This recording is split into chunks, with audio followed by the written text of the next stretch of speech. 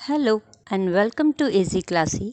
आज जो हम सब्जेक्ट ले रहे हैं वो है सिविक्स और लेसन है lesson number 1, introduction to our constitution. आपने प्रीवियस सिविक्स क्लासेस में देखा होगा कि रूल्स कितने ज़रूरी होते हैं, है ना।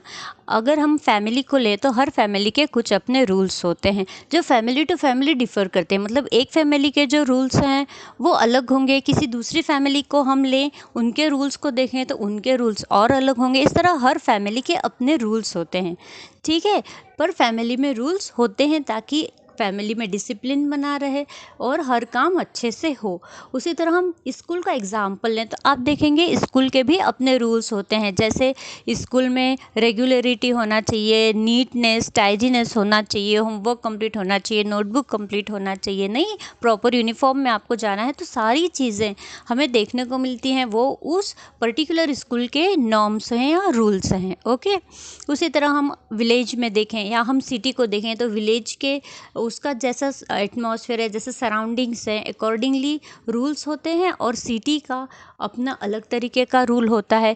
इसी तरह हम फैमिली देखें, स्कूल देखें, विलेज देखें, सिटी देखें, हर जगह हमें रूल्स देखने को मिलता है। और हम जैसे फैमिली का जो मेंबर है वो सारे मेंबर्स को वो रूल फॉलो करना होता है। आप किसी स्कूल के स्टूडेंट हैं तो जो स्कूल के रूल्स होते हैं वो उस पर्टिकुलर स्कूल के सारे स्टूडेंट्स को फॉलो करना होते हैं, ठीक है। इस तरह से आप हर जगह देखेंगे तो आपको रूल्स देखने को मिलेंगे। अगर हम स्पोर्ट्स की बात लें तो आप कोई सा भी स्पोर्ट ले लीजिए, क्रिकेट ले लीजिए, हॉकी ले लीजिए, फुटबॉल ले लीजिए, चेस, कैरम, आप कोई सा भी स्पोर्ट ले लीजिए, इवन लूडो, बिजनेस, आप किसी भी स्पोर्ट को देख लीजिए तो हर स्पोर्ट के अपने रूल्स होते हैं और जो अलग होते हैं। क्रिकेट के रूल्स होंगे वो अलग होंगे, चेस के रूल्स हैं वो अलग होंगे, बिलियर्ड्स के रूल्स हैं वो अलग होंगे, लेकिन हर किसी के अपने रूल्स होते हैं। क्यों? ताकि वो गेम को हम स्मूथली खेल सकें, है ना, उसमें कोई लड़ाई नहीं हो। इन शॉर्ट ये भी कह सकते हैं। लेकिन किसी भी गेम को खेलने के लिए रूल्स तो होना ही चाहिए ना, रूल्स नहीं होंगे तो खेलेंगे कैसे।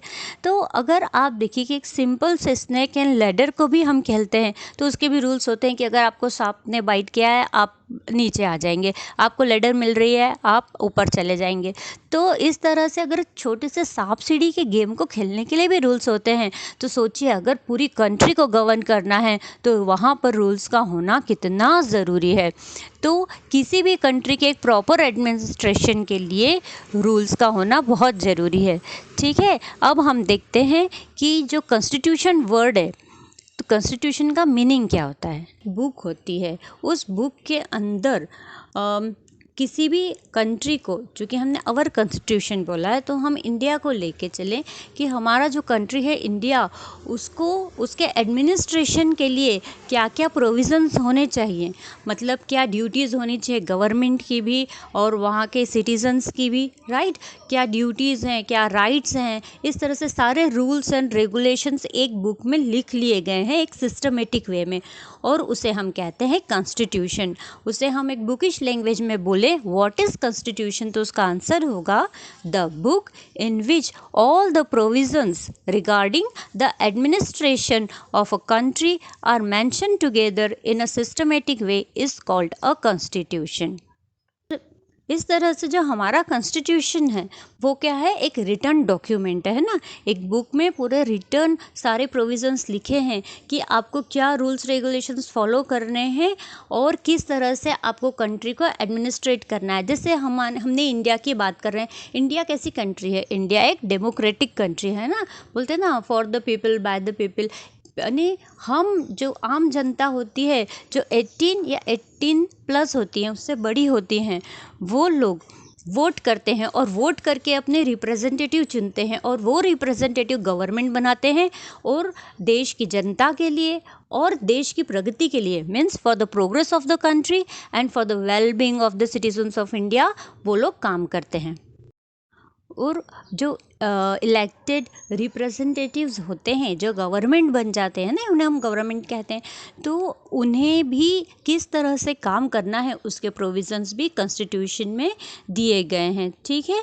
तो जैसे अगर कोई लॉ पास होता है, गवर्नमेंट को लगता है कि नहीं ये लॉ अब हमें लाना चाहिए, तो वो लॉ जब आता है तो उसे देखा जाता है कि ये लॉ क्या जो कॉन्स्टिट्यूशन के नॉर्म्स हैं, जो रूल्स हैं, उनको फॉलो करता है। अगर वो कॉन्स्टिट्यूशन के अंदर नहीं आता है तो जो जुडिशरी होती है, नहीं कोर्ट्स होती है, जो जुडिशरी होती है वो डिक्लेयर कर देती है कि ये अनकॉन्स्टिट्यूशनल है, इस लॉ को माना नहीं जाएगा। मतलब गवर्नमेंट भी कोई भी लॉ लेके नहीं आ सकती है। और कई सारे जो बेसिक हमारा कॉन्स्टिट्यूशन बना था उसके बाद कई सारे अमेंडमेंट्स हुए हैं, मतलब कई सारे चेंजेस हुए हैं लॉज में, और कई सारे नए लॉ भी जुड़े हैं।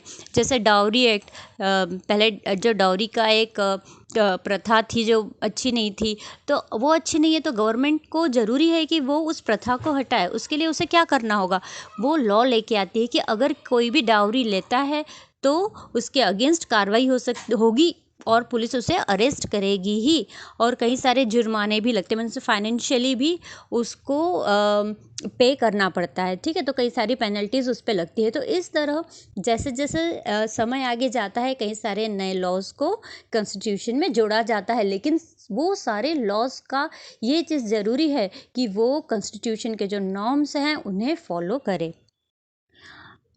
अभी जो हम बार बार वर्ड बोल रहे हैं प्रोविजंस इन द कॉन्स्टिट्यूशन, नहीं, तो ये प्रोविज़न इन द कॉन्स्टिट्यूशन है क्या? प्रोविजंस यानी इन शॉर्ट अगर हम दो शब्दों में कहें तो क्या हमारे अधिकार हैं और क्या हमारी ड्यूटीज़ हैं। Means what are the rights and duties of the common people, means of the citizens of India and also the government. किन दो लोगों के लिए हम सबसे पहले बात करेंगे?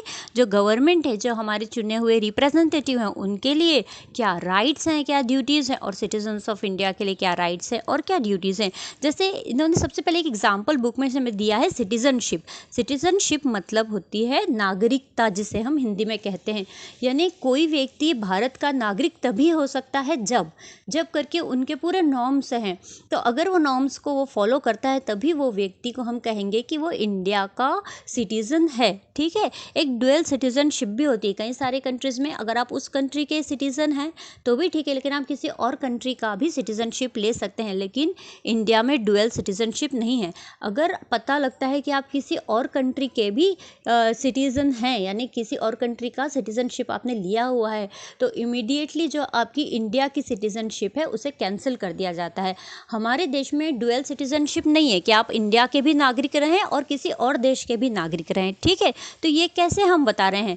ये बता रहे हैं क्योंकि ये हमारे कॉन्स्टिट्यूशन के प्रोविजंस में लिखा हुआ है। इसी तरह जैसा मैंने कहा था राइट्स ऑफ सिटीजन्स हैं। ठीक है, और गवर्नमेंट के लिए भी क्या रिस्ट्रिक्शंस हैं।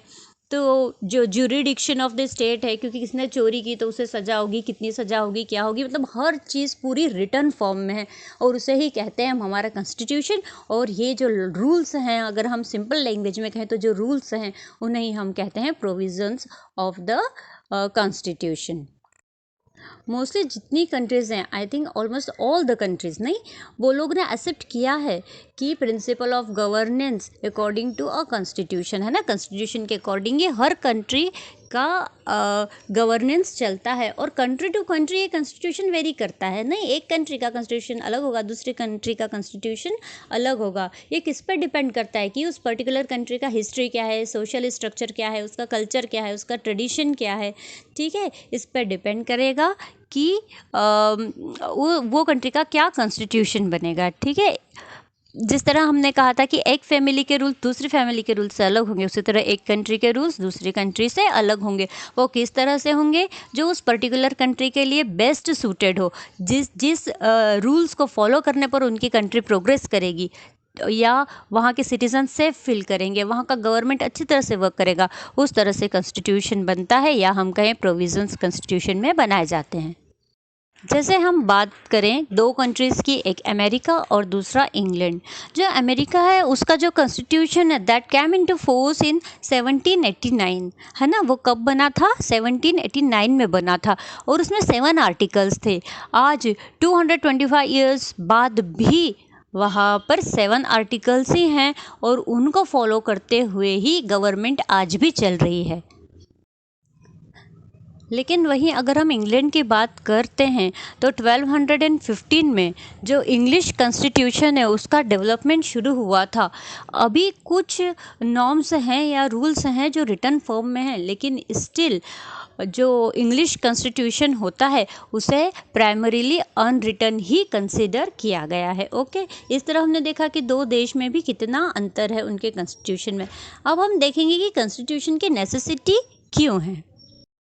तो हमें बुक में बताए गए हैं कि जो कॉन्स्टिट्यूशन है, जो रूल्स हैं, जो प्रोविज़न हैं, उनकी हेल्प से अगर हम किसी कंट्री को गवर्न करते हैं तो हमें उसके बहुत सारे एडवांटेज होते हैं।